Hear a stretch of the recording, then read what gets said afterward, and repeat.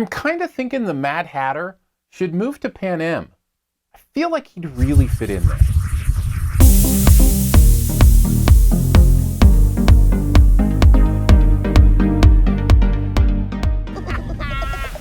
Cheshire, where have you been? You're late. Actually, I'm right on time. What time on my head? 2. You silly nitwits. Really think that I have not heard these cheap barbs before? Your attempts at mockery fall flat. Look! Time is flying. Enough! No more wasting me. I'm having the time of my life. Alice Through the Looking Glass is the sequel to Tim Burton's Alice in Wonderland. Johnny Depp is the Mad Hatter again, but Tim Burton no longer in the director's chair. Can the movie continue on his vision even without his presence? Here's 5 things you might want to know about Alice Through the Looking Glass. I guess we'll start with this. The answer is no. This is not a very good movie. Now, honestly, I don't actually think that has a lot to do with Tim Burton not directing it. I think it has a lot to do with these stories. There's too many of them. There's 3 distinct stories here. One following Alice and her mom in the real world, one following the Mad Hatter and his family and some stuff that happens there, and another about the queens, the Red Queen and her sister, and how their relationship developed.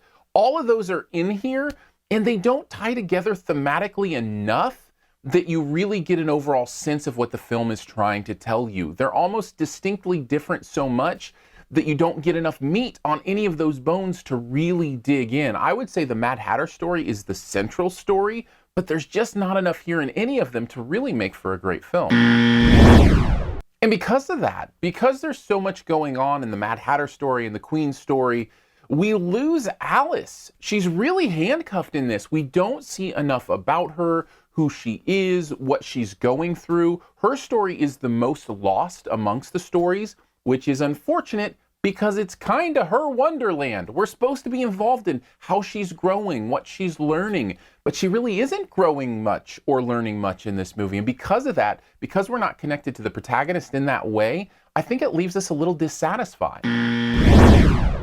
The other place this movie fails and leaves me dissatisfied is I don't think it's really true to what Lewis Carroll did in these books. These books were so much about puzzles and riddles and inventive wordplay. And when Tim Burton took it over, it became more about pretty colors and visual aesthetic. And I like those things. The quirkiness of those things is important too, but I miss the actual quirkiness of Lewis Carroll's brain, of his mind. It's like it's got the eyeballs of Lewis Carroll without his mind, and I really miss that. Now, as for that, I should give the movie some props for the visual aesthetic, because it does get that right. Carries on Burton's kind of feel for this very colorful world where all these interesting creatures interact and things happen. I really did enjoy that. Now, some of it does feel manufactured, but that's not a problem for me. As long as it's taking me to a place of imagination and fantasy, then I'm on board with it. And I think this movie did that fairly well. The other place I'll give props is the acting. I like these actors. Johnny Depp is once again wonderful as the Mad Hatter. Helena Bonham Carter, I think, does a great job as the Red Queen. She's actually one of my favorite characters in these 2 movies. I love the way that character is designed. I love the way she plays it, all of that. Plus, Sacha Baron Cohen is here as a new character called Time. I thought he did a really great job. I continue my streak of loving Sacha Baron Cohen when he's not in his own movies. This is one of those cases, and I thought he was really good. So that adds a sense of fun to the performances that I do think makes a difference in the end. Overall, I feel like Alice Through the Looking Glass is a swing and a miss getting into Lewis Carroll's world of Alice in Wonderland. I wish there was more heart to it, more mind to it, and especially that it simplified its themes enough that we could feel invested. Overall, I gave it a C-. Thanks for checking out this Your Movie Friend review. We'll get to the Best Ever Challenge here in a bit. First, if you want to know more about what goes on here, click the info button. It'll slide out. There'll be other reviews there you can check out, a link to the website. You can donate to the channel, all that kind of fun stuff. Also, if you want to follow me on social media, I do some fun stuff there as well. Periscope, Snapchat, Twitter, Instagram, Facebook, you name it. Just search for Aaron Dicer. That's my name, AARONDICER, and we can hang out on all the socials. All right, on to the Best Ever Challenge. This is where you name the best movie ever in a particular category. Also try to identify what my choice is. Let's do, even though we didn't mention him in this movie, Danny Elfman did score the film, and he always does a great job. Let's do best movies that Danny Elfman has ever scored. There are a ton of them. You should have a wide variety to choose from.